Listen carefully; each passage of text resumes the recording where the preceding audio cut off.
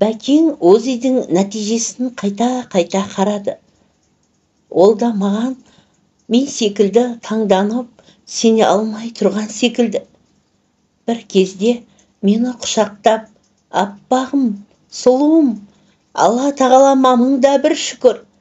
Құдай қаласа, сен де енді толыққанды ана бақытына ие боласың. Барлығы да жақсы болады, еш уайымдама, деп ол да көңілі босап кетті. Жанарына жас үйіріліп, қуаныштан мені құшақтап, бетімнен қайта сүйіп жатыр. Сол кездегі күйімді сөзбен айтып жеткізе мүмкін емес сияқты. Бәкең, ата-анаңа хабарлап, сүйінші сұрайық та, деп еді. Мен қазірше ешкімге айтпай тұрайықшы. Бұйыртса жақында өздері де келеді ғой. Сол кезде айтармыз дедім. Осы сәтті қанша жыл күттім емес пе?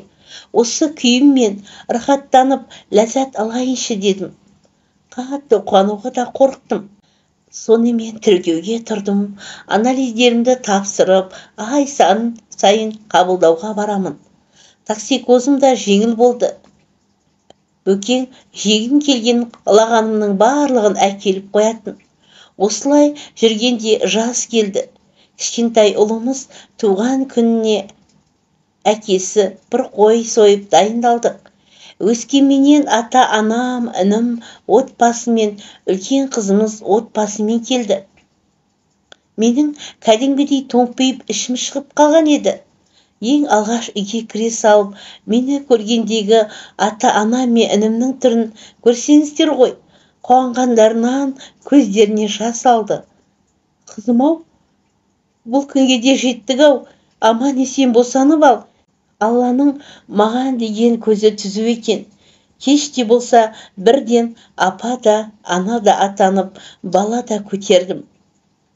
Сөйтіп ұлымыздың туған күні тойладық. Әке ырымдап тұсауын кесті. Арқа-жарқа болып, шүйіркелесіп 4 күн жатты. Туыстарым, Бәкең оларды Алматыны әдемі қыдыртты.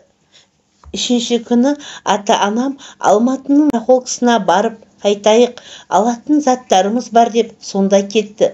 Інім күйеуім мен соның жұмысына кетті. Ал біз келінім, үлкен қыз, күйеу бала мен мега ойын-сауық орталығына барып, балаларды қыдыртып, пицца жеп келуге шықтық. Келінім, үлкен қыз бен күйеу бала бәрі балалар ойнайтын жерге кетті. Мен балам ұйықтап қалған соң, соны мега орталықтың ішіндегі пиццерияға оларды күтетін болдым. Сенбі болғандықтан кісі көп екен. Бос стол тауып, сол жерге жайғасып отырдым. Сусын ішіп, баламды тербетіп, телефон шықып отырғанмын.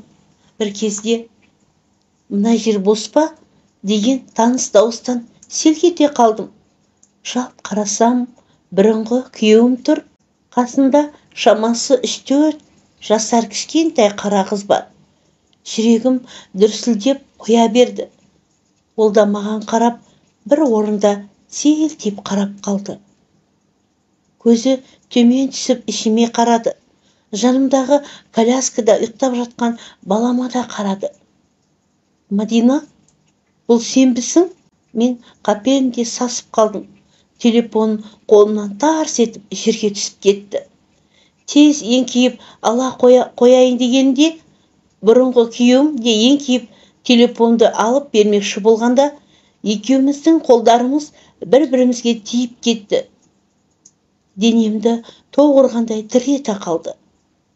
Сөйтіп едім, ол саған еңкеуге болмайды. Ала ғой телефоныңды. Ешқандай зақым келмепті. Телефонды қолыма ұстатты.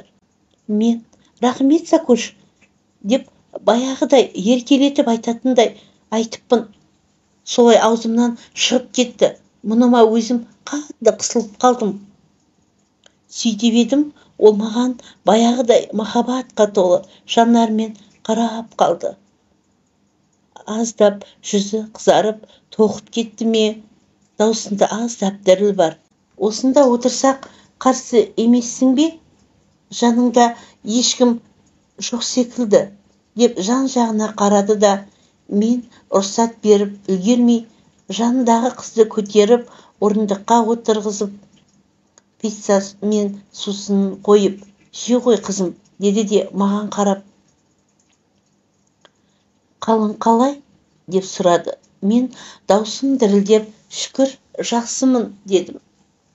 Бір қалада болсақ та, онымен кездеспейтін шығармын деп ойлайтынмын. Бірақ біздің ойлағанымыз бола бермейді екен. Бұл кездейсоқтық па, әлде тағдыр ма, білмедім. Бір кезде, «Мына менің қызым. Демалыс күндері қызым екеуміз осында жиі келеміз. Сен мүлде өзгермепсің, керісінше сұлуланып кетіпсің», деп менен көзін алмай қарап отыр. Мен оның бетіне тіке қарай алар емеспін, қысылып отырмын. Біраздан кейін ғана өз-өзіме келе бастадым. Қал жағдай сұрасып, отбасымыз жайлы әңгімелестік. Осы кезде Сакушпен ескі бір таныстардай күйде болдым. Ол үшін қуанып отырмын. Мен ол үшін қуанышты едім. Бір кезде, «Неге мені тастап кеттің? Сені ұмытқан емеспін. Суретіне қарап жиі еске алатынмын. Артыңа іздеп баруға қаншама рет оқталдым. Бірақ сені тастап кетіп қалғаныңа есіме түсіп, ашуға бой алдырып, ойымнан айнып қалатынмын», деп қатты өкінішті дауыспен айтты. Оның үстіне әкем мен ағам есімді жиғызбастан үйлендіріп жіберді. Бір жағы саған ашуланып, ерегісіп үйленіп кетіп едім. Тағдыр өз дегенін істеді. Сені енді көрмейтін шығармын деп ойлап едім. Мен оны енді қозғамайықшы. Енді оның барлық өткені өміріміздің есесінде қалсын. Қазір еш маңызы жоқ. Сенің бақытың үшін кеттім. Қазір міне сенде отбасылы, балалы шағалысың. Менің де күйеуім, балам бар. Бұйырса екіншімді босанамын. Үмітің өткенді ұмытып, болашақпен өмір сүрейік. Осылай болды. Қайтеміз енді. Аман болайық деп сөзімді аяқтадым.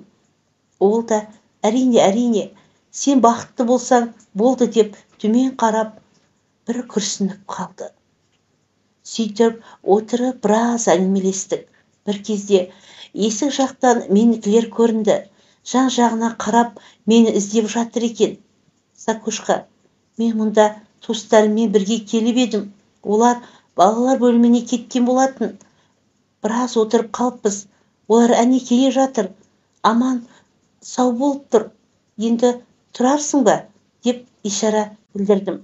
Ол да туыстарым жаққа қарады да, «Жақсы, болды. Саған бақыт тілеймін, сәттілік тілеймін. Қош бол», деп қызын ертіп тұрып кетті. Артына қарап отырып, көз жанарыммен шығарып салдым. Сыртқа шыққан соң әйнекті қабырғадан қызын ойнатып, біраз бізге қарап тұрды да қызын ертіп кетіп қалды. Сол бұрынғыдай тек кішкене толқысыпты. Оны көріп, іштей бір түрлі көңілім құласып кетті. Мен кеткеннен кейін күйеуім үйленіп, осы қызы 2-ге толған соң енем давлениеден қайтыс болыпты. Жаны жәннатта болғай.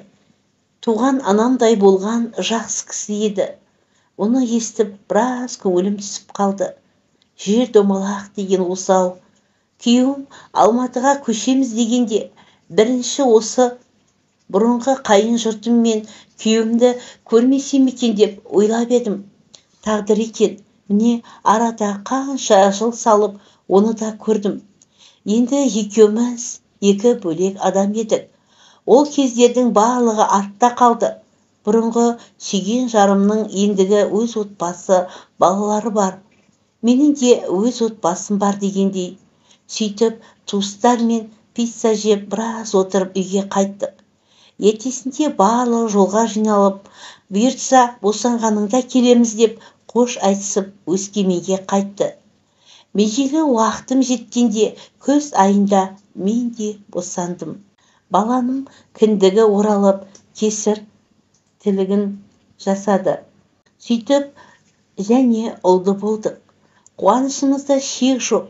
Әсіресе мен ана атанғандығы сезімдерімді сөзбен айтып жеткізе алмас едім. Ата-анам бір қойын сойып, артына тартынып Алматыға келді. Інім, қызымыз барлығы келіп 5 күннен соң перзентханадан шығарып алды. Алланың құдіреті шексіз екен. Оған көзім жетті. Мен бақыттымын. Ана болу бақытын сезіну деген қандай ғанимет. Соңы. Авторы Жазира Тілешева. Оқыған Шынар Аманжолқызы.